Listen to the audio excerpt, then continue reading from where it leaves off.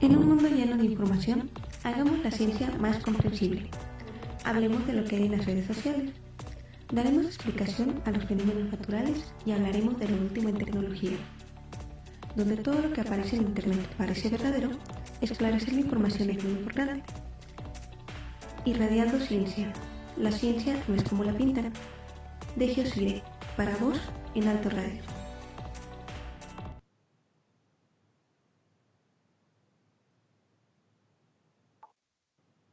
Hola, bienvenidos internautas, próximos ganadores de los premios Nobel.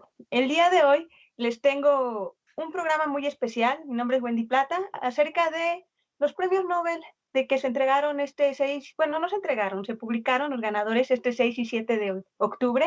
Entonces vamos a hacer un programa especial en honor a Mario Molina, quien fue el premio Nobel de Química en 1995, quien se despidió de nosotros el mismo día que lo premiaron hace ya 15 años.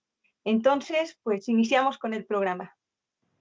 Hoy presentamos primero las noticias a la velocidad de la luz antes de empezar con todo. Para esto les presento a mi compañero Alex Méndez. Hola Alex, ¿cómo estás? Hola, buenos días, Wendy. ¿Qué noticia tienes para nosotros? Que por cierto es fantástica. Pues bueno, aparte de los premios Nobel, esta semana la semana pasada, los que están escuchando el radio, escuchando el video después, el 9 de octubre se creó oficialmente la Agencia Espacial Latinoamericana y del Caribe. Los ministros de Relaciones Exteriores de México y Argentina firmaron el tratado para que se formara esta agencia. Y pues bueno, Latinoamérica va al espacio. Igual que la Agencia Espacial Mexicana, la Agencia Espacial Europea, pues toda Latinoamérica se unió para este proyecto y posiblemente en un par de años tengamos los primeros satélites latinoamericanos y a lo mejor en un par de décadas, a lo mejor el primer latinoamericano y con cohete latinoamericano lanzado desde esta región. Y bueno, ahí dando la vuelta alrededor de la Tierra. Y me imagino un cohete así con dibujos de sombrero mexicano y tacos elevándose Pues al sí, cielo orgullosamente. muy colorido seguramente. Sí. Le van a poner Catrina. La Catrina. No, sí, justamente los que nos están acompañando desde la semana pasada con Jonathan, que platicábamos de esto justamente, que Argentina ya tenía su red nacional y su agencia espacial. Es parte importante de la nación para ellos.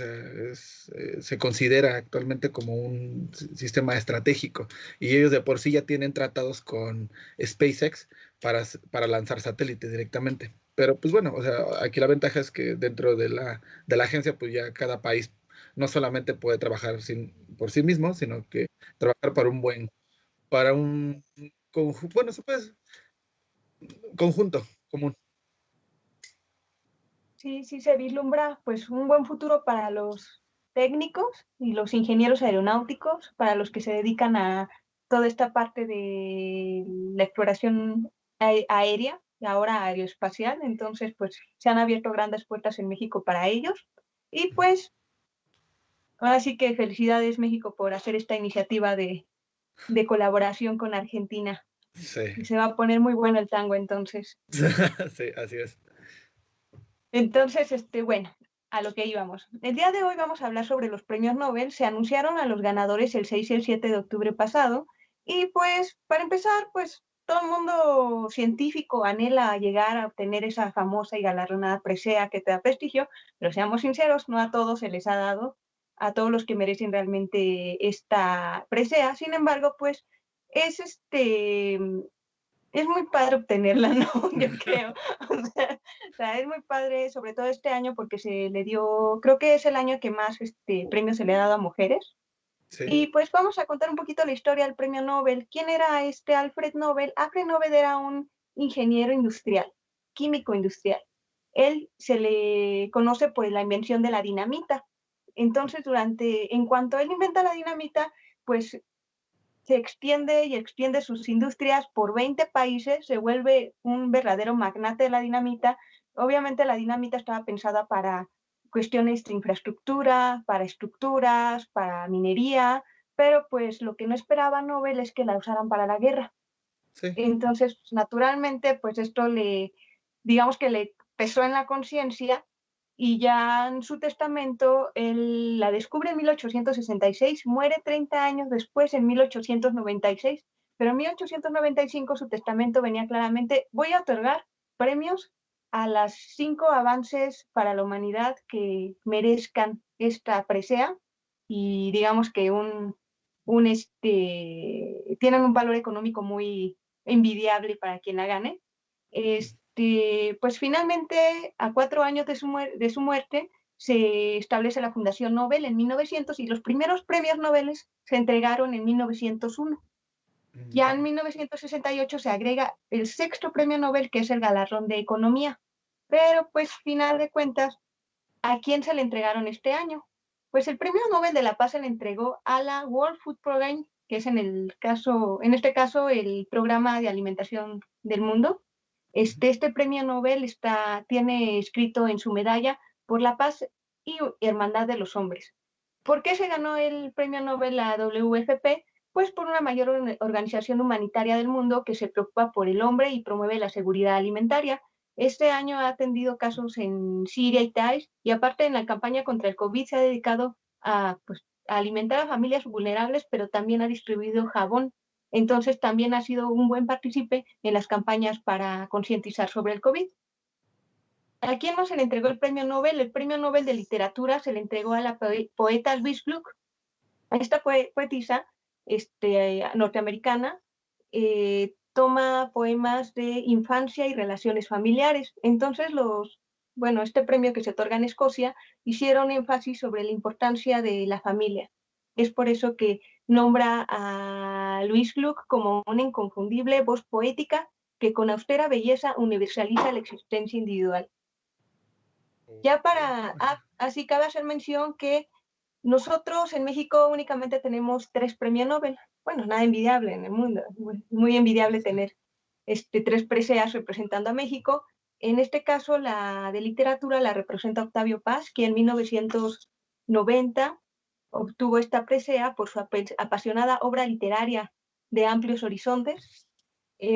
Otro premio Nobel que se entrega es el Premio Nobel de Medicina.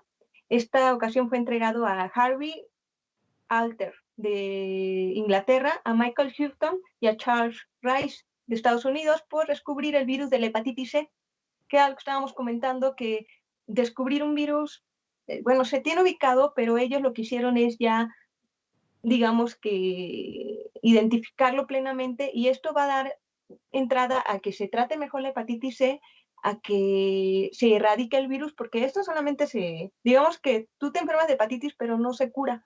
Hay un tratamiento y tú te quedas con el virus. Entonces ya se abrió la posibilidad a que haya una cura contra la hepatitis C, que causa más de 400,000 muertes al año. El Premio Nobel de Economía fue otorgado para Robert Wilson, Paul Micron, ellos de Estados Unidos, y lograron mejoras en la teoría de subastas. En este caso, ellos lograron que haya problemas de las subastas, como acuerdos entre personas que mantienen los precios bajos. Hicieron una cuestión de investigación que los que otorgaron el premio dicen fue muy básica. O sea, la investigación que ellos realizaron es tan básica que es aplicable para la población en general. Entonces, promueve la economía. Entonces, ellos fueron los que fueron galardonados en economía. El Premio Nobel de Física fue otorgado a Roger Penrose. Él es un matemático, no es físico. Ojo, no hay Premio Nobel para matemática. Él trabajó con Stephen Hawking en la teoría de la relatividad, que conduce al descubrimiento de los agujeros negros. Y también se entregó a Reinhard Genzel y Andrea Ghez. Llama mucho la atención porque Andrea Ghez es una física que es la 4ª mujer en recibir esta presea del Premio Nobel de Física. Y ella es astrónoma, Reinhard Genzel es astrofísico, y ellos descubrieron un objeto compacto supermasivo en el centro de la Vía Láctea. Esto, volvemos al mismo tema, comprueba el hecho de la existencia de los agujeros negros. ¿Qué más premio Nobel me falta? ¿Cuál me falta? No, ya fueron los 6. También cabe mencionar que tuvimos un premio Nobel de la Paz. Este premio Nobel de la Paz fue otorgado a un mexicano en el año de 1900. 1982.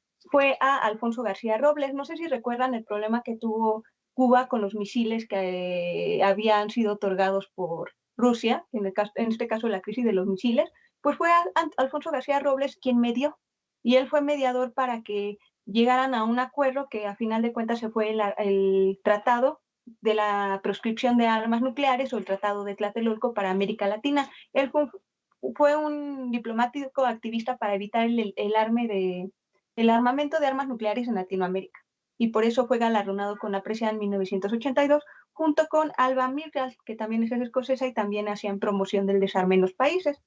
Y pues el tercer ganador del Premio Nobel mexicano fue Mario Molina en el año de 1990. Entonces, pues doy entrada a este segundo bloque. Si quieren, pasamos a un corte musical. No, si quieren, pasamos a un corte musical y continuamos hablando con Eduardo Molina y la capa de ozono.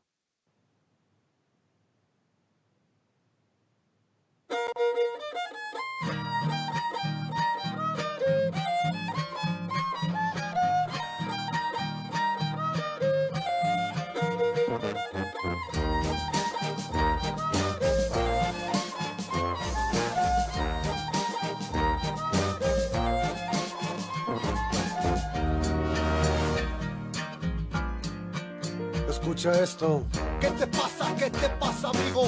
Que te vas de tu casa y te vuelves enemigo. Enemigo de tu pueblo y de tu raza. No es así la cosa, amigo. ¿Qué te pasa? Yo entiendo que tuviste que salir de tu rancho, tu pueblo y hasta de tu país. Y viste mucha gente, viste lugares, grandes ciudades. Muchas modas y modos, culturas, algunas te gustaron y eso se vale. Oíste mucha música, viste el progreso, pero no creas que el mundo se define por eso. Pues si te olvidaste lo tuyo y cómo creciste, no esperes el respeto de aquellos a quienes viste. Piensa que tenemos muchas cosas para mostrarle al mundo entero. Muchas canciones, colores, costumbres hermosas, costumbres valiosas. Que entre todo lo que existe es lo que prefiero. Amigo, no seas malinchista, consume lo que tu país te da. El pueblo de México, tu comunidad, tu gente lo necesita. Es bueno conocer otras propuestas, pero lo que no se vale es adoptarlas como nuestras. Porque si pierdes identidad, ya no eres nadie. Si pierdes identidad, lo pierdes todo. Si pierdes identidad, no tienes nada. Si pierdes identidad, lo pierdes todo.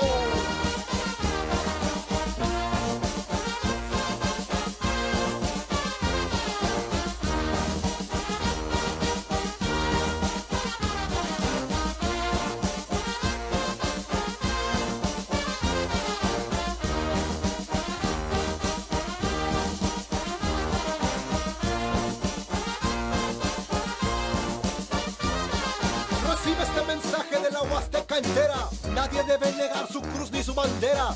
Muéstrate orgulloso de lo que tienes. Yo estoy orgulloso de mi raza guapanguera. Muéstrate orgulloso de tu gente, aunque te pongas gorra, aunque te pongas lentes. Muéstrate orgulloso de tus raíces y presúmelo a la gente de otros países. Tenemos guapangos, tenemos canciones, danzas, carnavales, rituales y sones. Alza la voz y que retumbe el eco y grítale al mundo que eres un huasteco. Muéstrale al mundo quién eres, no tengas pena, muéstrale tus tradiciones. Enséñale a tus hijos de dónde vienes, de lo que tienes, y estoy seguro que cautivarás corazones. Escucha bien lo que te digo, siéntete orgulloso, mi amigo. Escucha bien lo que te digo, porque no es en vano. Con tu cultura cautivarás, hermano. Ahorita me escuchas cantar esto, fusionado con un viejo sonido maestro. Este ritmo me gusta y lo acepto, pero no pretendo adoptarlo como si fuera nuestro. Es bueno conocer culturas de otros pueblos, solo que no te sientas ni gringo ni europeo. No te sientas agredido, no hablo por celos, pero esto es lo que nos dejaron los abuelos.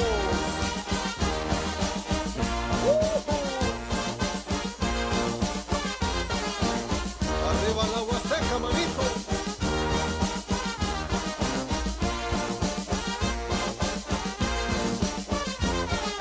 Vamos a comer sacahuil, huastequito.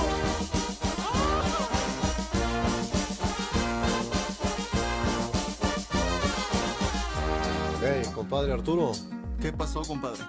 Regálanos un mensaje en tu lengua natal, hermano. La lengua nacional, el náhuatl. Nimis machilia huacatixto, actan itlachilia. Nio monemili sipan moshaya. Timopinawa te chinamis campatineski. Samole papasecoyo chinami tiyaki, Selo tecniscayo titlachili, Guanyapa ni nestoca, Masuchiwa moashka ni guamachilia, Tanayonca tecniscayo, Hueca tisihuitia, Ni hueca xocapa tipoliwis timikis que maiti mikisneki, Nani más igual igual se hueyi te yospati, Nani te tatipatli, Miltequitiquet, Mexconewa campahuelica nemonemistia, Tantineki no chipati istos, Ximopuitlawe mochuitini, Tielis tempanotoca, Ratzotzonali cuicariot, Guambona tiistos, Misilnamiquise no chipa, Rompasitlas namikili, Tlenhuecaya eguani, Miatlacualistis lapali, Tlahuiyatiloni, Tatzotzonali guanectotili, Nochiyani no nemilis guampoyome, Tlantineki no chipa tiistos, Ximopuitlawe mochuitini. México es mi tierra, es mi gran país. Somos muy chingones y eso me hace muy feliz. Este mensaje que traigo es para todos, pero no es los que se olvidan, que mancharon sus pies de lobo. Son más de 400 lenguas que a mi país hacen hablar. Tenemos más de 400 razones para cantar, para bailar, para festejar. Tenemos muchas cosas que al mundo hay que entregar. Tenemos historias, tenemos cultura y un chingo de música tradicional.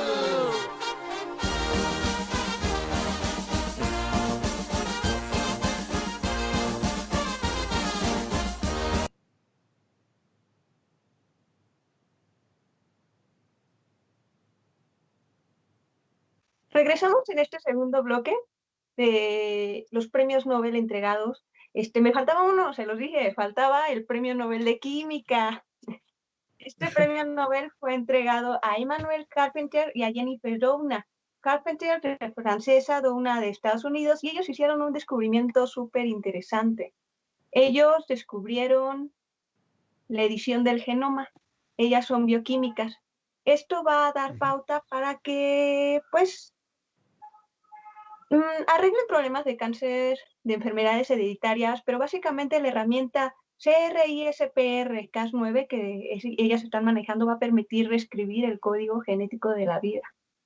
Entonces, por esta razón, estas dos mujeres bioquímicas se ganan el premio Nobel este año y la verdad es un tremendo avance científico.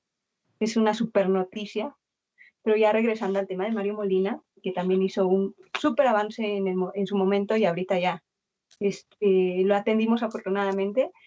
Pues, ¿quién es Mario Molina? Mario Molina nació el 19 de marzo de 1943. Su padre era abogado, era uno de 4 hermanos, nació en la Ciudad de México y pues él se tituló como ingeniero químico en la Universidad Nacional Autónoma de México.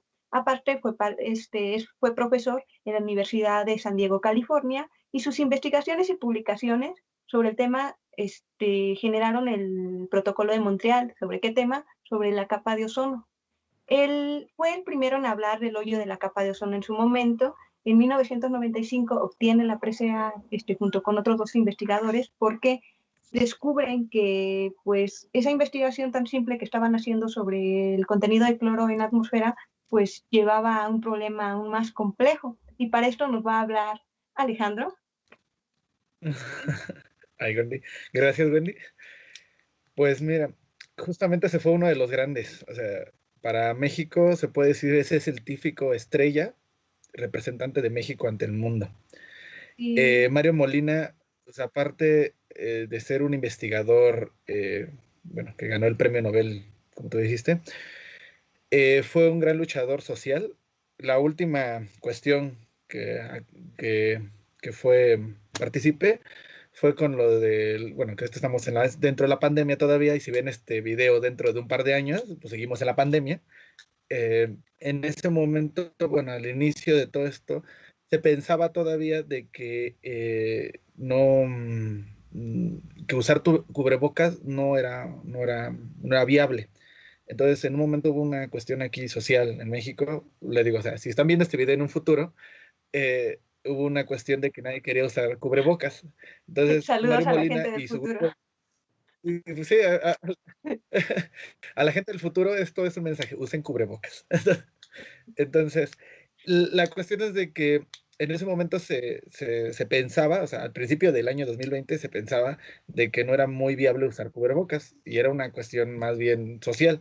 Y se hizo un estudio con modelación matemática de dispersión de partículas, usando la tecnología que se hizo para el análisis de la atmósfera, se demostró de que usar cubrebocas era lo mejor para hacer que no se dispersaran las partículas con el virus. Y apenas ese artículo se publicó hace un par de meses con amigos y conocidos e investigadores del MIT que estuvieron con Mario Molina. O sea, este fue su último trabajo que hizo en el año. Pero bueno, su gran trabajo que hizo fue pues alrededor del principio de los 70, cuando se pensaba, o sea, es muy curiosa la historia de Mario Molina, pero uno de esos es que él aprendió alemán al inicio de su vida. ¿Por qué?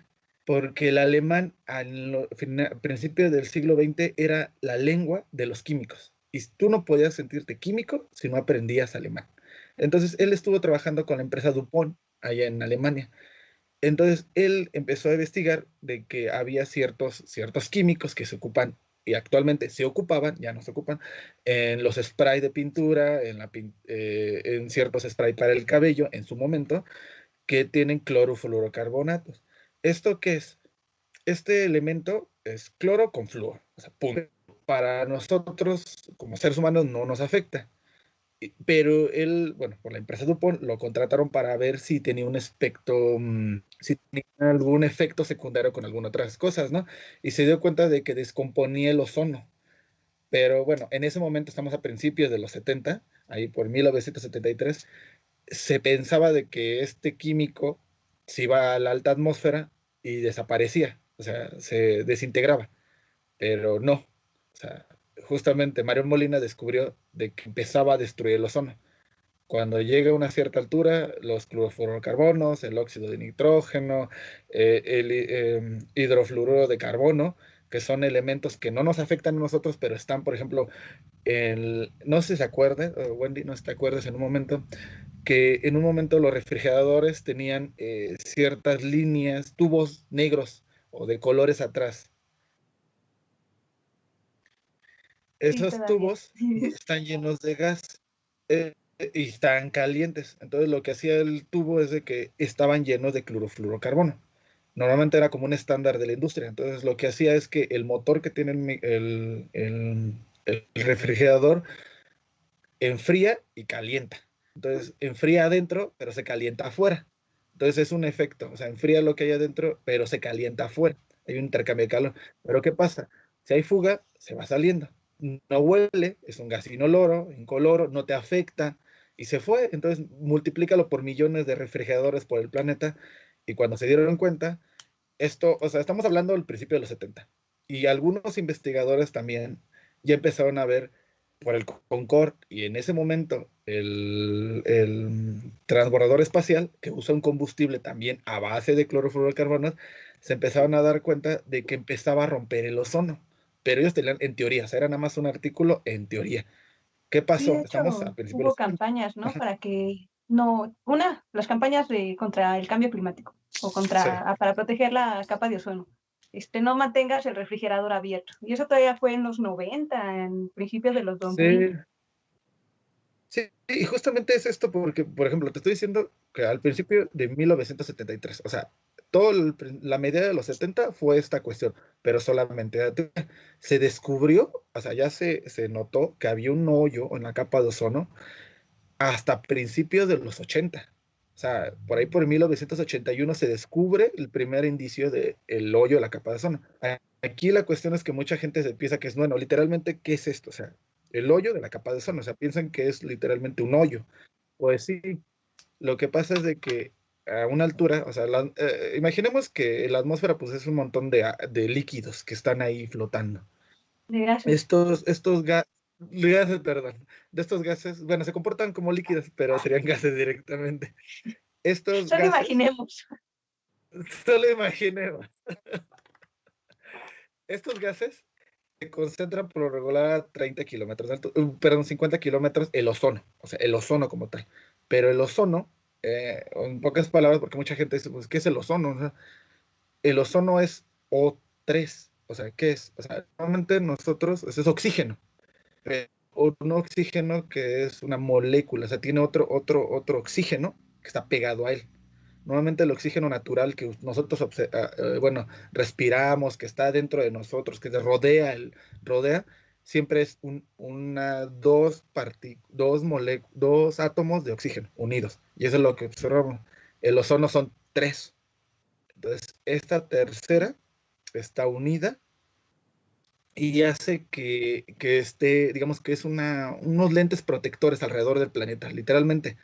Entonces, toda la luz ultravioleta no entra a la Tierra porque está esta capa de ozono. ¿Y qué pasa también? ¿Qué es la luz ultravioleta? Pues la luz ultravioleta es lo que hace que te quemes. O sea, Sí, es lo que hace que te quemes en la nociva, playa es la cancerígena. luz ultravioleta. Pero no Altera la, entiendo por qué se altera, al- forma, ajá, ¿por qué se forma esta capa? bueno, normalmente, o sea, esta capa, digamos que es muy curioso. Imaginemos que la atmósfera es como un océano, pero a diferencia del océano, toda la densidad del océano que estamos hablando de la atmósfera está abajo, en los primeros 8 kilómetros. Y como es más denso, todas estas partículas que aunque sea que estén, digamos que están un poquito menos densa que lo que está ahí abajo, suben, así como nata, suben como nata y se dejan alrededor de todo el planeta. Entonces, por lo regular está ahí. Se forma, se desaparece en la noche. Bueno, es curioso, pero en la noche algunas capas de la atmósfera suben y otras bajan. Y hay cambios químicos muy curiosos en la atmósfera que se empezaron a descubrir hasta los años 80 y 90. Entre ellas esta capa. Pero sí se sabía de que había una capa, una densa capa, o sea, que está, tengo que alrededor de 25 kilómetros, y esa capa es la que nos está protegiendo.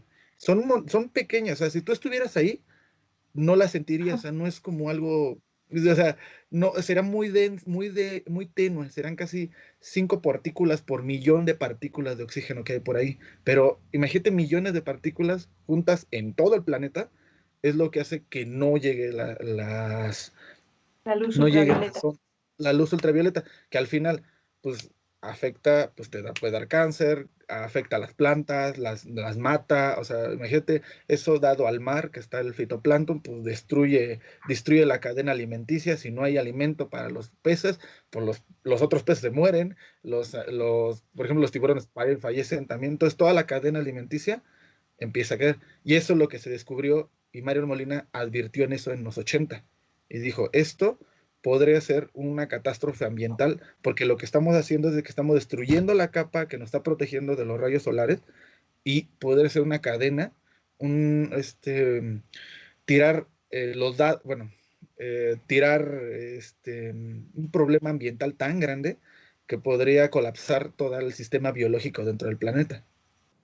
Ok, pero pues tú estás hablando de que descubrieron que había un hoyo. Sí. Pero ¿cómo es que se formó? Dices que por los Clorofluorocarbonos. clorofluorocarbonatos, pero ¿dónde se empezó a hacer este agujero? ¿En general fue una desintegración gradual de la capa? O sea, poco a poquito fue desapareciendo. ¿Y por qué hablan de un hoyo? Sí, mira, es muy curioso. Piensan que este hoyo empezó como en los años 50, o sea, alrededor de los 50 o los 40, cuando se empezó a ocupar los clorofluorocarbonos. Entonces, nadie sabía en ese momento, no había satélites, no se había monitoreo de todo el planeta, pero algunos investigadores en los 70 y en los 60, en Chile, empezaron a ver una disminución de ozono por medio de radio, o sea, mandaban ondas de radio hacia arriba y rebotaban, y se empezaron a dar cuenta que ya no regresaban, pero no sabían en ese momento porque todavía no había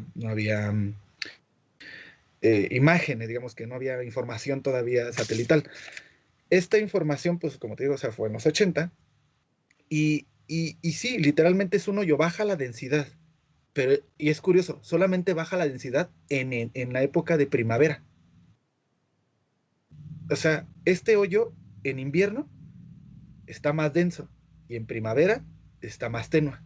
Y eso se empezaron a dar cuenta, ¿por qué?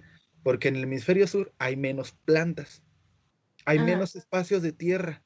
En el hemisferio norte, por lo regular, todo el planeta está hacia el hemisferio, las masas de tierra están hacia el hemisferio norte, pero en el hemisferio norte se forman los clorofluorocarbonos, pero en el sur se van transportando con los meses, y en invierno se concentran. y cuando se concentran y les da radiación, bueno, aquí lo que imaginemos es que los clorofluorocarbonos tienen flúor y cloro, pero el cloro cuando se descompone altera el ozono, empieza a absorber oxígeno de los otros lados y empieza a hacer que el ozono, que es O3, lo convierta en O2. Y esta composición destruye la capa, pero es temporal. Entonces, bueno, después de todo así, estos cambios, eso es lo que descubrió Mario Molina, que este flujo, o sea, se movía, se inflaba, bajaba de densidad, pero hay otra cosa. En el hemisferio sur tenemos una cuestión muy curiosa. Como la Antártida está sola en el hemisferio sur, o sea, no, está rodeada de agua, se concentra más frío y esta concentración de frío y hielo hace que el cloro se concentre y afecte más el ozono. También hay un hoyo en la capa de ozono en el hemisferio norte, pero ese está más tenue y se cierra más seguido. O sea, son más pequeños, pero porque está rodeado de tierra. Y casi es muy curioso. Hace menos frío en el hemisferio norte que en el hemisferio sur, en los polos. O sea, hay menos frío, o sea, en el polo norte está más cálido que en el hemisferio sur. Ok, Y eso es lo que hace que se empiece a abrir el hoyo. vaya, entonces la temperatura afecta. A la temperatura afecta. Todo esto que te digo, se empezaron a dar cuenta en los 80 y parte de los 90.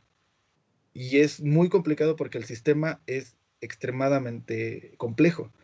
Y bueno, ya después del 89, ya cuando se hizo el Tratado de Montreal, gracias a ellos, a Mario Molina y a los otros investigadores, se propuso de que se tenía que bajar los clorofluorocarbonos y otros compuestos que alteraban el ozono.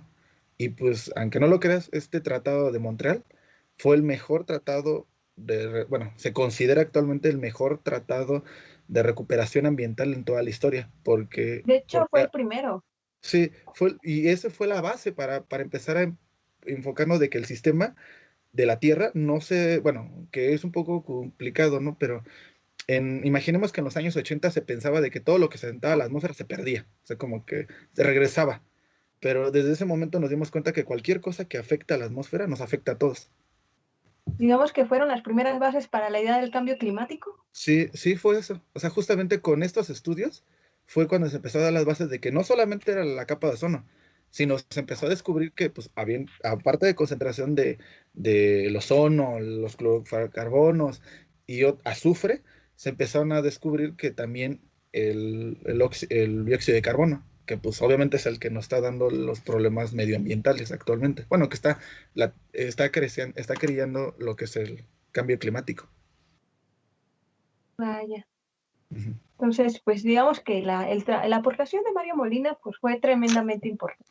Podemos Sí, decir orgullosamente que él fue quien participó en un tratado internacional que hoy en día es ejemplo mundial para realizar tratados ambientales. Dio las bases para entender que la idea del aire de la atmósfera nos afecta directamente a la supervivencia humana hasta digamos que su último trabajo, en este caso para la situación del COVID y la dispersión de aerosoles o cómo se dispersa un estornudo y todas las partículas que pueden contagiar a los demás. También lo trabajó Mario Molina y efectivamente pues se despidió de nosotros el 7 de octubre, el día que también recibiría el premio, la llamada telefónica de que estaba recibiendo el premio Nobel de Química en 1995. Y pues ahora sí que lo menos que podíamos hacer era mencionarlo y hacerle sí. una pequeña remembranza en este programa. Y pues muchas gracias por la información, Alex. Ay, Hay preguntas del público acerca de este tema. sí, Hola, Javo, ¿si andas por ahí? sí, Jabo, ¿Tienes alguna pregunta? no te espantes, Jabo.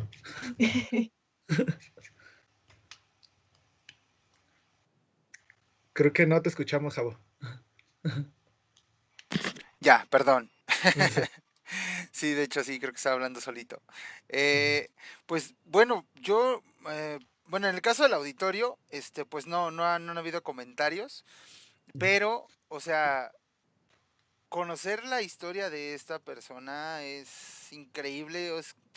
Es que es como, es el clásico caso donde ni siquiera nosotros mismos conocemos a las grandes mentes, a los grandes personajes de nuestro propio país, ¿no? O sea, está cañón que este Ujú. señor haya descubierto eso, porque, bueno, el hecho de que haya empezado a trabajar en estas teorías, pues también ha servido, como todos, digamos, todo descubrimiento, a veces termina sirviéndole a otro investigador, le genera un Sí. antecedente, o sea, increíble. Yo me quedé ahorita asombrado de saber, yo siempre me quedé como con la idea, porque sí sonaba mucho hace tiempo Ujú. este tema de la capa de ozono y que no daña la capa de ozono y dije, pero pues cómo, o sea, no me quedaba, obviamente estaba muy chavito y no entendía como esa parte, pero sí veía que los sprays, las pinturas en spray también, los que eran para el cabello, como bien mencionaban, decían no daña la capa de ozono, e incluso habían otros productos Ujú. igual como pinturas y cosas por el estilo que igual decían, no daña la capa de ozono,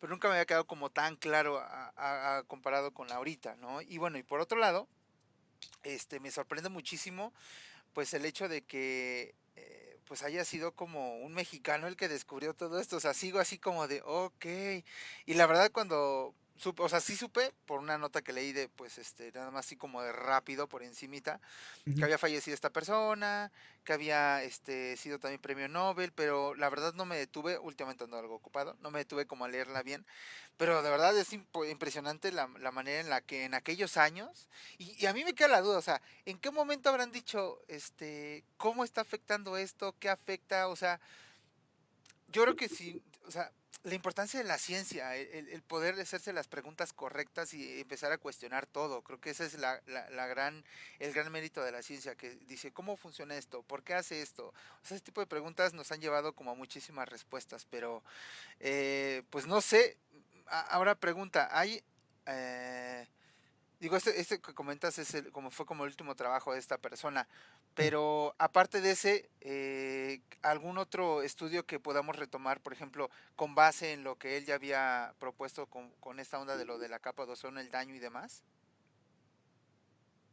Bueno, pues sí he tenido varios trabajos, o sea, sí se dedicó ya en los últimos años de su vida a ver tanto cómo afectaba ciertos elementos, o bueno, encontró el clorofluorocarbono, Ujú. pero también se fue con otros elementos que empezaron a ser importantes. Él, a principios de los 2000, se llama Helox es un compuesto que está en los extintores. También es para Mm, que, digamos, que salga el extintor, o sea, salga el líquido. O sí. sea, le dicen volatilizador estos químicos. Entonces, eh, él descubrió que ese también afectaba la capa de ozono. Y ese no estaba dentro, y ese químico no estaba dentro del tratado que te digo de Montreal, Sí. del 89. Entonces, hay químicos que se van descubriendo con el tiempo, o sea, con los últimos años, de que también van afectando la capa de ozono y que no están regulados. Y él se dedicó a buscar estos químicos, decir, bueno, este producto sale así y funciona así, pero vamos a ver si el químico va a funcionar para estas cosas. Por Claro. eso empezó a hacer el modelado bueno, con la nueva tecnología ya empezó a hacer el modelado, usar modeladores numéricos, que le dicen, Ajá. Sí. para hacer cómo funciona un químico alrededor de la atmósfera. Oh. O sea, por eso él ya tenía la base Sí. para hacer una simulación, o sea, porque es lo mismo, o sea, La gran chamba que se hace como para lograr eso, ¿no? Es como, sí, ese es lo más importante. Ya teniendo como un antecedente, repito, pues yo creo que de ahí incluso una infinidad de científicos seguramente han de haber basado o utilizado lo que él ya dejó como sembrado, por llamarlo así, ¿no? Nada más.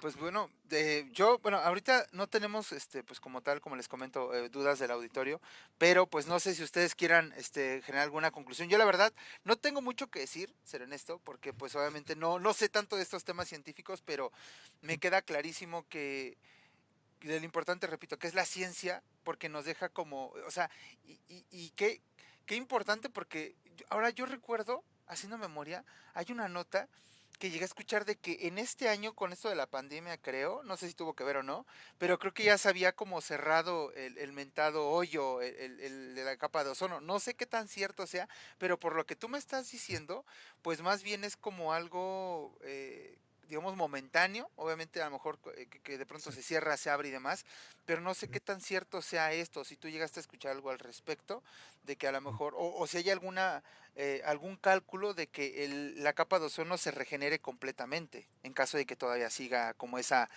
parte erosionada. Sí, bueno, pues mira,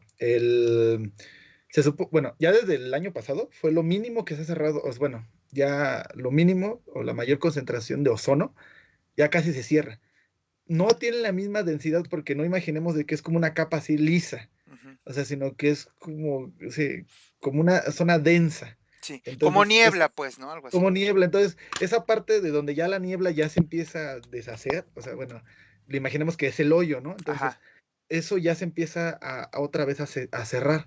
Y el año Ah, pasado y bueno, no unido con la pandemia, ya de por sí fue por estos tratados, porque el sí, Tratado claro. de Montreal era literalmente, en 10 años tenemos que quitarnos todos los clorofluorocarbonos. Y los 10 años era para principios de los 2000 y Ok, sí se cumplió. ok. Y bueno, hubo unas nuevas modificaciones ya para el 2000, para el 2006 y así, pero bueno, sí se demostró y sí se está comprobando de que funcionó. Y Claro. justamente ahorita todavía no se va a cerrar, o sea, se va a cerrar y se piensa, porque Ujú. todavía siguen los clorofluorocarbonos, van Claro. a durar alrededor de 70 años ahí dando vueltas todavía, pero se supone que para finales del 2060, 2070, tal vez ahora sí se cierre completamente la capa de ozono. O sea, Oh, ya, y pues bueno, mucha gente de Chile le tiene mucho problema a eso porque sí, se demostró ya, o sea, hay un montón de estudios de que sí, el incremento de cáncer de piel en la zona de Chile, la Patagonia y todo eso, o sea, creció bastante, creció a casi un 90% la cantidad de gente con cáncer de piel, porque literalmente, pues como no tenían esa capa sobre ellos, y en cierta época del año, literal, dice, había gente que en la Antártida que no era lo que te quemaba el sol, sino lo que te quemaba era cubrirse completamente, porque te quemaba tanto de arriba de la nieve el reflejo, sino también de arriba porque quemaba la piel como si estuvieras en la playa, pero wow. estabas a menos 40 grados, pero no era porque te quemara el hielo, sino que era la falta de radiación solar. Es como si hubieras subido una montaña muy, muy alta. Sí, wow. Qué Ujú. fuerte, carnal, como diría el confi. Sí, sí, no, no, no, la verdad es Sí, que sí, la verdad no sabemos lo importante que fue esto, porque sí fue mundial. Si no se hubiera Sí, hecho esto, seguramente ahorita, o sea, para 2020, tendremos un problema de cáncer, no solamente normalmente es un problema de diabetes, obesidad y todo eso, pero justamente el hemisferio sur, la mitad de la población ya tuviera cáncer de piel. uf, qué importante. sí, se hubiera alterado todo el sistema. Yo creo que lo importante, bueno, la aportación que hace el análisis de aerosoles en la atmósfera, que hicieron todos estos científicos junto con Mario Molina, es que empezaron a entender cómo es que los sistemas están interrelacionados entre ellos. O sea, algo que nosotros produzcamos en exceso, en ese caso los clorofluorocarbonatos, este, en exceso, pues alteraban la capa de ozono. Y ya después se estudió, no, es que el CO2 en exceso nos va a subir la temperatura en el planeta. Y ya después, no, es que si tenemos inclusive la explosión de un volcán y el exceso de ceniza, cómo altera las telecomunicaciones y a la aviación. Entonces se dieron cuenta que algo que al ser humano le parecía tan simple como producir industrialmente este material o así que generar mucho CO2, pues uno decía, no, pues es producción, no queremos ganar más, pero a final de cuentas sí afectaba el sistema en el que vivimos ahorita, pero ojo, afecta a los animales, afecta a las plantas, pero Sí, yo creo que lo principal que nos debe de crear como cambio climático es que nos afectamos al ser humano como especie. Nosotros no le hacemos daño a la Tierra, nos hacemos daño a nosotros mismos y a las Sí, especies con las que convivimos. sí, Entonces, pues sí, Mario Molina fue un importante activista de este tipo de problemáticas y pues es también un orgullo saber que pues era mexicano, como muchos mexicanos que han surgido en el área de la ciencia, el inventor de la TV de color, en este caso tenemos a Mario Molina también, ahí sí. está, y pues agradezco que hayamos tenido este espacio para hacer un recuento de su trabajo.